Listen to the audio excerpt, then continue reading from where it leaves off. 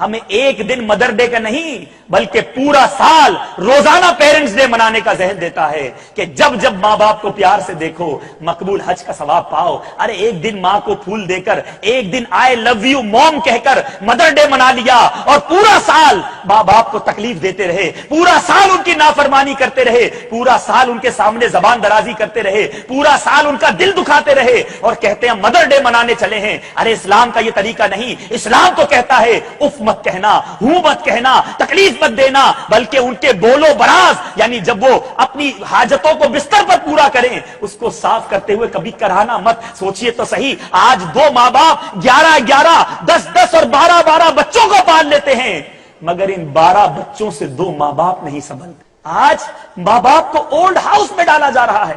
پہلے ہم سنتے تھے کہ یورپین کنٹریز میں, امریکہ وغیرہ میں اولڈ ہاؤس بنے ہوئے ہیں, مگر معذرت کے ساتھ آج آپ کے ملک کے اندر اولڈ ہاؤس بن چکے ہیں. بچے اپنے بوڑھے ماں باپ کو ان اولڈ ہاؤسز میں ڈال دیتے ہیں. وہاں جو لوگ کام کرتے ہیں وہ بتاتے ہیں کہ ہمارے پاس بیٹا آتا ہے اور آ کر جو آرگنائزر ہوتے ہیں اس اولڈ ہاؤس کے, اس سے کہتے ہیں کہ یہ عورت ہمیں روڈ سے ملی تھی, اس کو آپ داخل کر لیجئے. ایک بوڑھی ماں سے پوچھا کہ آپ یہاں کیسے آ گئی, تو وہ کہتی ہے کہ میرا بیٹا جو ہے وہ کہتا ہے ہمارے گھر میں جگہ نہیں. ہائے ہائے, ارے تف ہے اس اولاد پر کہ جس کے پاس ماں باپ کے لیے جگہ نہیں. ارے وہ ماں جس نے 9 ماہ اپنے پیٹ میں ہمیں جگہ دی, کتنی تکلیفیں برداشت کری. کہتا ہے میری بیوی کہتی ہے گھر میں جگہ نہیں ہے, ہماری پرائیویسی متاثر ہوتی ہے. تو ماں کو اولڈ ہاؤس پہ چھوڑ کر آ گئے.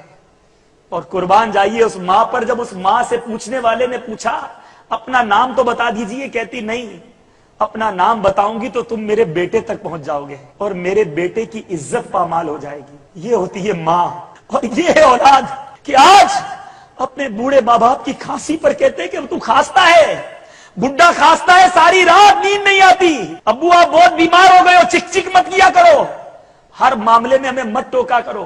آج بیوی منع کرے تو ماں سے ملنے بیٹا نہیں جاتا کہ میری بیوی ناراض ہو جائے گی. ارے اپنے بچوں کو دادا دادی کے پاس, نانا نانی کے پاس نہیں بھیجا جاتا کہ نہیں ان کی والدہ ناراض ہو جائے گی.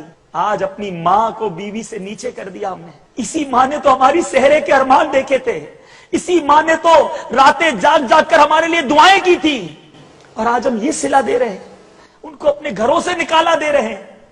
ارے کیا کریں گے, کیا منہ دکھائیں گے رب کے دربار میں کہ ماں باپ کی رضامندی میں رب کی رضامندی ہے, ماں باپ کی ناراضگی میں رب کی ناراضگی ہے.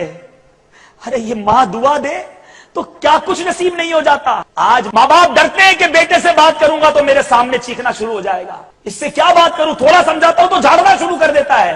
ارے ابو آپ کو نہیں پتا آج کل کے معاملات, آپ بیکورڈ آدمی ہو, آپ سے کیا بات کروں, آپ کو تو کوئی معلومات نہیں ہے, بات کرنے کا طریقہ نہیں ہے. ارے بولنا جس نے سکھایا اس سے اس طرح بات کی جاتی ہے. تو ماں ڈرتی ہے اپنی بیٹی سے کہ میں اس کے سامنے زبان اٹھاؤں گی, کچھ سمجھاؤں گی تو مجھے ڈانٹنا شروع کر دے گی. تو پھر اس اولاد پر کہ جس کے ماں باپ اس سے ڈرتے ہوں.